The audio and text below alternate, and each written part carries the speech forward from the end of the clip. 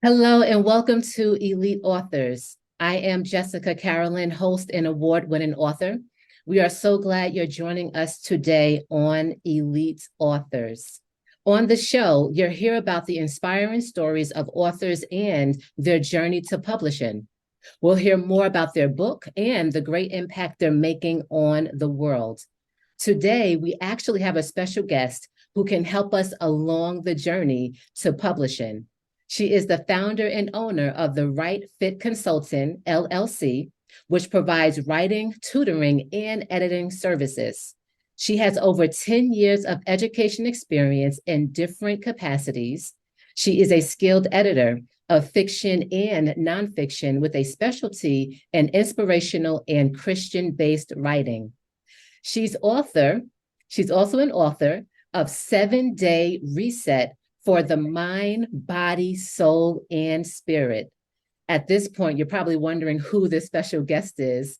So without further ado, I'd like to introduce to you Monica Danielle Whitehead. Welcome to Elite Authors, Monica. Thank you so much, Jessica. I'm honored to be here. Absolutely. I'm so thankful to have you. And I can tell the audience right now that you will not be let down. I had the privilege of meeting Monica maybe 2 months ago, and Mhm. maybe three.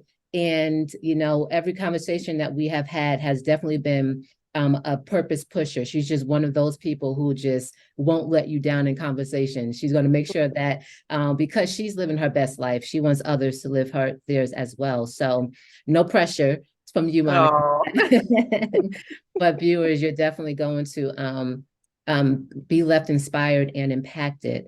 So tell us a little bit. I read a little bit of your bio, but what else can you tell us about yourself that we don't know? sure. Yeah. So thank you for that warm welcome. I hope I live up to all those words, Jessica. Absolutely. Um, so a little bit about me. By profession, I am a middle school English teacher. So Mhm. all the prayers that you have, I welcome them. Absolutely. In my personal life, I am a wife, a mother of two boys, aged 5 and 7. I'm an associate minister in my local church. I am a content creator, though I've had to take some time away from content creation with teaching in my Okay. schedule. Um, and I am also an entrepreneur, and that's kind of why I'm here. That's the role that I'm talking about. And so, as you already said, in that role, I do tutoring, I do writing, but the bulk of the services that I provide are editing services to authors, and mainly authors that choose the self publishing route. Okay. So that's a little bit about me. I'm from the metro Atlanta area in Georgia, but Mhm. I live in Newport News, Virginia. And Okay. so I have bounced between Georgia and Virginia. I first came to Virginia when I went to undergraduate school. So that was my introduction. So I'm living here now and just as you said, trying to live my best life. Absolutely. Absolutely. I love it. So you wear many hats, and today we're just going to have you put on your editing hat and helping, the viewers just to walk through the process of publishing. So what inspired you to become an editor? So I never sought out to become an editor. I never thought of providing editing services. I do love language, and that love began as a little girl writing poetry. And when I was younger, I was very outgoing, but just life happens, and I got made fun of a lot in school, and so I kind of retreated, inward, and became very shy. And writing was a way of expressing feelings that I could not verbalize. Mhm. And so it was just kind of like a thing I did for, myself and Okay. my own personal expression. And others would read my poetry and, they saw a gift and a talent. And so that's when it kind of shifted. And I would do poetry contests and write poems for church, and people would be in awe of the use of words. And so there was when I started to kind of see that I could create an experience for people using words. Mhm. And so that's kind of where it began. My youngest brother is an author and Okay. he's a writer. And so he started writing at a very young age, and we are about Awesome. 6.5 years apart. So he was writing books like as young as, I don't even know, 8 or 9. And so when I started teaching, he was in his last year of high school and he had already written a book. And Mhm. I would read his book and I would give him feedback. That's my brother. I want to help him. And it wasn't until a coworker in, I think it was 2018, asked me to edit her book, and it got kind of like a paid gig. And Mhm. so I was like, well, I help my brother. I mean, I'm a teacher, like. So that's kind of when it started. And I just really, the thing that I love about editing is that, and with that initial book, was that, you know, there are so many words, like for example, the word mad, there are so many synonyms for that feeling, being mad. You can be infuriated, you can be fuming, you can be irate. And so in writing, it's a matter of finding that right word, that right fit, and that's kind of where the name of my business comes from. And so I think that, depending upon the context, depending upon the connotation, sometimes it can be very difficult to find that right word. And so I love being able to help folks who have a vision and they have a passion and they have a message, but they're just they sometimes they can't get the flow right, or they can't Right. find the right word to express. And so I think that is where I come alive, and just the feedback from clients that I get, that is my strength area. And just the way that they feel a sense of relief, they feel a sense of pride in their vision after, a coaching session, or after Mhm. seeing a chapter being edited, that is like, that's why I continue to do it. So yeah, that's why I love it. That's awesome. I love it. You mentioned synonyms, and I love synonyms, and if I love using the Word document, they kind of give you, the synonyms there. That's right. Yeah, when you click, uh-huh. Right. So I love to use that in my writing. So you mentioned that your first paid gig was, 2018 with Mhm. your Mhm. coworker, and you've had this experience with um your own poetry and editing, as well as your brother, and he's an Mhm. author. So you definitely have the knowledge and the know-how. And on top of that, you went to school, so you have that educational background. So tell Right. us about your educational background, when you went to school, where you went to school, and Sure. why you chose that major. So I went to school. I went to undergrad at Hampton University. Like I said, that's how I came to Virginia. Mhm. And I majored in English. So I got my bachelor's in English. Okay. I chose that because that's really what I excelled at in school. I wasn't quite sure what I wanted to do with a career, although I always wanted to be a teacher. I wasn't sure. I thought about journalism, but then I found my way back to English. And then I knew I wanted to teach. So I went to New York University and I Okay. got my master's in education. And so, obviously, with a background in English, that gives you the command of the language, that gives you the mastery of the language. And then going to school for teaching, you learn how to teach others how to command the language and master the language. So I think that part definitely equips me for this role. The other part of it, which I think is the beauty of school, school isn't for everyone, Right. but the beauty of attending, an HBCU for me was that I needed the confidence boost as a Black scholar.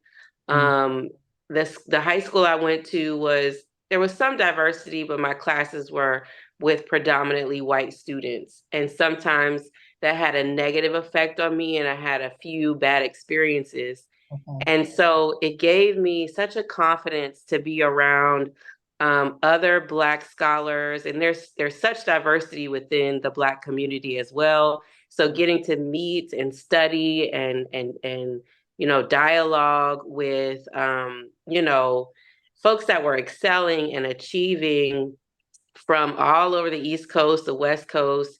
It was such an amazing experience. And then to have that the small classes and the professors that care. And I think that has translated into, although I don't just work with Black authors, a majority of my clients are Black authors. And I think that's important to have a Black editor if you are focusing on Black culture, and helping those stories to come alive and understanding the different nuances that come with being a Black woman or a Black man or a Black child, depending upon your storyline or what you're sharing. So I think that is important, and that's an edge.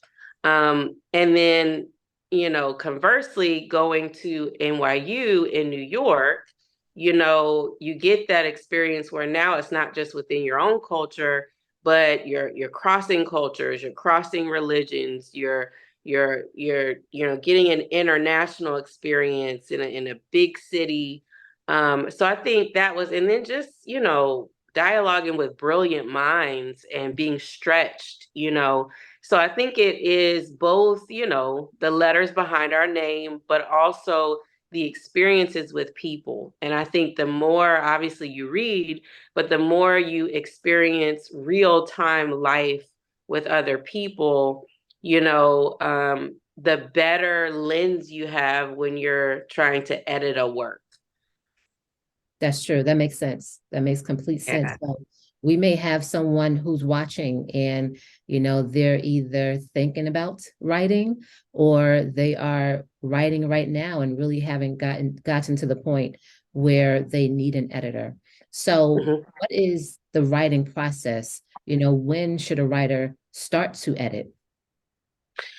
So sure. So the writing process is pretty a standard. It's a pretty standard process, no matter who's writing. So whether it's a third grader or a college student, an adult, you're going to go through the same process. And so the first step is where you brainstorm. A popular term now you can use is brain dumping. So you're putting all your ideas. You're not restricting the flow of ideas. You're just getting everything out on the paper. Mm-hmm.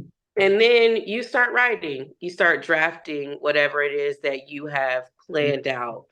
Then you do some revising where you're reading your own work, and you're looking for the flow. You're looking for, okay, did I make sure I developed this character, or did I say what I wanted to say? You formulate the chapters.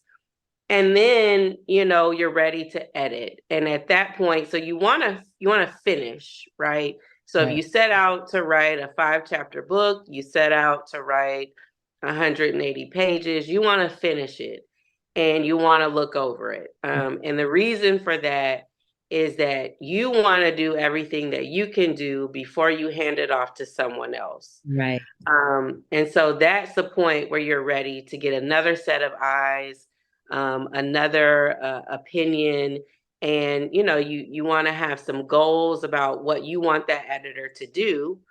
And then after you do a few rounds of edits, you're ready for your final product, or your book is ready. And so editing is part of the last stage of the writing process.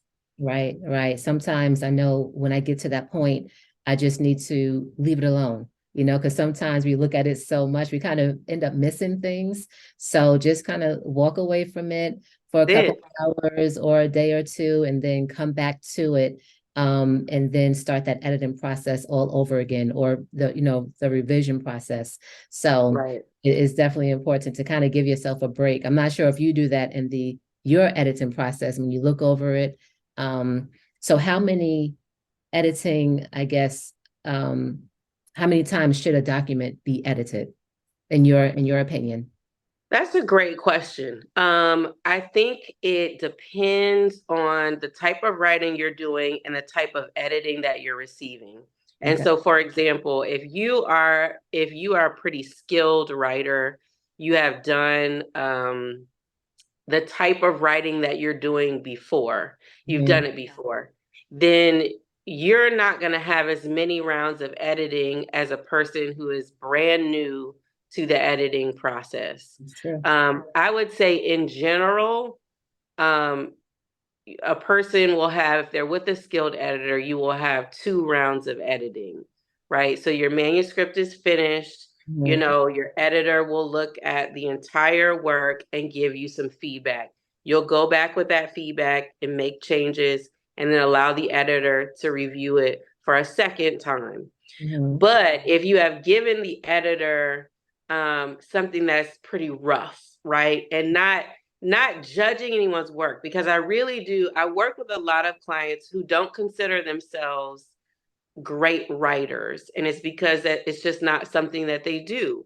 You know, they have come to this writing journey wanting to communicate a message, and I think I always encourage people, you know, if you have an idea, if it's burning inside of you, pursue it. You know, pursue writing a book, even if you need a ghostwriter, you know, which is someone who does some writing for you, you Right. know, pursue it, because that message is so important, you know, and I'm a believer, and a believer in Christ. And I believe that 9 times out of 10, when someone feels compelled or led to write a book, you know, God has placed that idea, you know, inside of you, and you don't want to sleep on that, you know, Absolutely. you don't want to sit on that. So pursue it, no matter what you think about your skills. But I never like to give kind of a blanket, like you only need 2 edits, you only need, it just depends on where you started in the editing process. You know, some people come to me with work that they may think is finished but is quite unfinished. Some people come with you know, after I read it, there are some inconsistencies, you know, like even to the point where, okay, you called it Penny Street on page 3, and in page, you know, 33, you change it to Nickel Street, you know, and there's just something, when the writing is flowing, when the ideas are flowing, you don't pay attention to that, you Right. know. And so that's the beauty of having someone else who's going through it with a fine-tooth comb and saying, okay, this is, you need to change this. So it just really depends on where you arrive, you know, in the editing process, how many times. That's good. That's good. That's well said too. Awesome. So you clearly have edited different genres. What would Yeah. be your favorite genre to edit? So my favorite genre, which is also, I think, where I'm the most skilled in, and it's really my interest, is nonfiction. So nonfiction is what I love to read. Although lately I've found myself, as a middle school teacher, I found myself getting more into like young adult fiction, Okay. just because my kids are reading that, my students. So I'm enjoying that. But what I really love is nonfiction. And as you already said, you know, with a Christian background, so my favorite works, and I think what I'm the best in, would be like those inspirational, encouraging type books, maybe if you call it self-help books, Okay. manuals, things like that. I do edit on a consistent basis some articles for a Okay. client, so shorter pieces. Um, and I can edit. I mean, I have, you know, experience with fiction and nonfiction, but I think the strength is in nonfiction for sure. Okay. Going back to your kids, your students, do you see you teach English? So do you Uh-huh. see, little writers flourishing? Do you have any particular students, one or two that say, I want to write, or have they already written a book? I see, yes, I will say yes to answer that question. I often see students who don't realize how great of a writer they are. Mm. And I have found that throughout my career, now that I'm thinking about that, is seems like the best writers, they don't realize how great they are. Yeah. And so I try to just affirm them, like, and we just finished a poetry project, and I mean, I'm blown away by just the amount of language that some of the seventh graders um, come with, and what has kind of been pulled out of them with the requirements of the project. And so I don't know. I don't know if that is a telling sign of an artist or a writer. And I think it just goes back to what I said before. You know, you may be judging yourself and saying, I'm not a writer, I can't do this. But there's so much out here today in 2023. There are so many different ways to publish a book. There are so many different audiences, and there are so many people, I may be jumping ahead of myself, but words are eternal. And what I mean by that, and you don't have to have any type of religious affiliation to understand that words are eternal. We read so many books by authors who are no longer on earth. Right. They've That's they've true. transitioned, and so, but we're still laughing at their work. We're still crying, Right. when we read their work, and we're still, challenged by their work.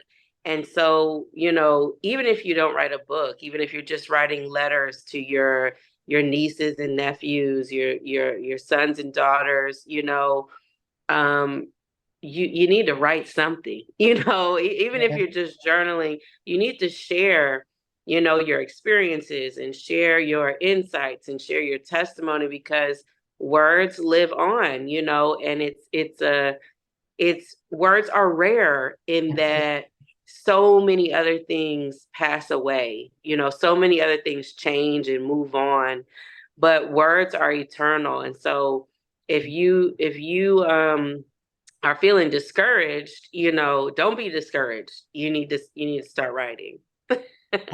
Absolutely. So, there are so many resources out there that can help you to start writing. Like you said, if you have a book, if God has given you that vision, even if you have children, you have grandchildren, it's important to leave a legacy. And you can leave that through your words. So in just our last couple of minutes of the interview, if you can just use a minute just to inspire someone, what would you tell them to get the book or get the words out on paper? Sure. So this is something that I have on my website. It's in the frequently asked questions, and it's to encourage. I mean, obviously, you see, I'm like harping on start the book, start the book, start the book. But there are three ways that I recommend, three different ways that you can get started, right? If you know you want to write something but you haven't started, and the way that I put it is you can start as a reader, you can start as a writer, or you can start Mhm. as a scientist. And what I mean by that is if you start as a reader, you can start with your reader in mind. Okay, so this is for like the big picture person. And you start with writing down, what is your message? What do you want, as a reader is going through the pages of your book, what do you want them to know? What do you want them to feel? What do you want them to understand? What do you want them to experience? I think that is where you start, because most people are beginning with a vision, with a why. Everybody says, "What's your why?" And Right. I think that's the thing that God has placed inside of you, is this is the message that needs to come out. And so you start there. You start with what I want my reader to feel and experience. And from there, you can start to formulate. So that's with the reader in mind. The second one is as a writer. So sometimes it's like, okay, that's too big, that's too overwhelming. And you are just so artistic and creative. You just got so many words and thoughts. Just start writing them. Just type, open up a Word document or open up a piece of paper and just write every single word in your mind. And that's the kind of writer that I am. I was actually doing that this morning.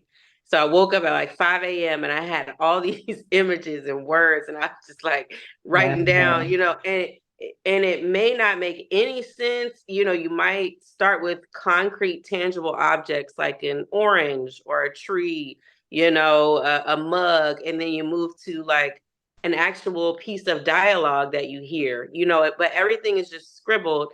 And then you go back and you piece everything together, but you don't stop the flow.